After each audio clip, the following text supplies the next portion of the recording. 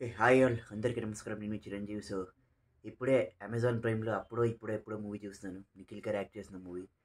So I felt అంటే it's kind of mixed reaction. అంటే movie అంత వరస్ట్గా ఉండే అంటే మనం థియేటర్లో వచ్చి మనకు తెలియలే ఎప్పుడు వచ్చింది మూవీ అని. మేబీ ల్యాక్ ఆఫ్ ప్రమోషన్ లేకుంటే ల్యాక్ ఆఫ్ పబ్లిసిటీనేమో కానీ ల్యాక్ ఆఫ్ మార్కెటింగ్ కానీ మూవీ చాలామందికి వచ్చినట్టు కూడా తెలియదు. సో అట్లే వచ్చి అట్లే వెళ్ళిపోయింది మూవీ.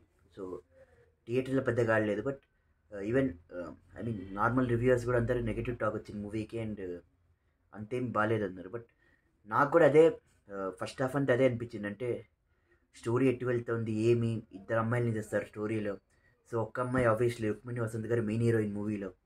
సో తనది కూడా చాలా కన్ఫ్యూజింగ్ ఉంటుంది లైక్ స్టోరీ అంతా. అండ్ అంటే క్యారెక్టరైజేషన్స్ అన్ని డిఫరెంట్గా వెళ్తుంటాయి. అంటే ఒకసారి హైదరాబాద్లో చూపిస్తారు, ఒకసారి మళ్ళీ ప్రజెంట్ జరిగే లండన్లో చూపిస్తారు.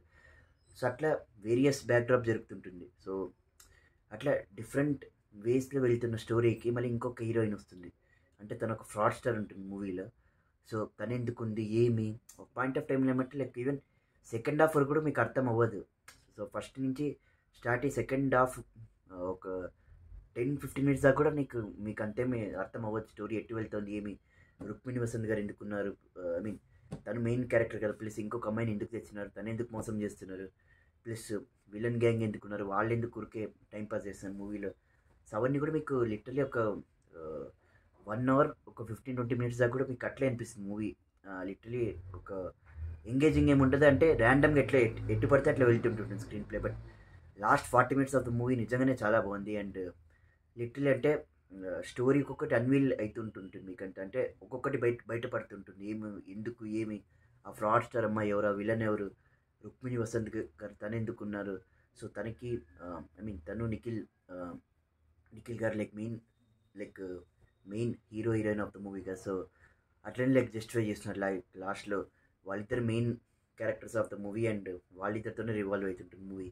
సో అట్లా మెయిన్ ప్లాట్ ఎండ్ చేస్తున్నారు. అండ్ నిఖిల్ గారు ఎట్లా స్మార్ట్ ప్లే చేసి ఎట్లా ఒక డివైస్లో డబ్బు కొట్టేస్తారు 500 crores. సో అవన్నీ ఏమంటే లాస్ట్లో బాగా లింక్ చేస్తున్నారు. So last 40 minutes of movie బాగుంది.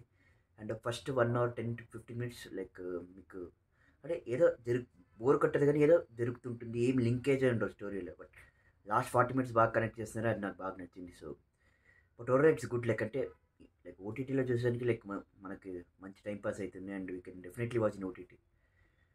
సో అదే friends. So like in case మీకు చూడాలని అనిపించి, ఇన్ కేస్ మీకు ఏమన్నా టైం ఉంటే మీ ఫ్రీ టైంలో చూడండి ఈ మూవీ ఎప్పుడెప్పుడు.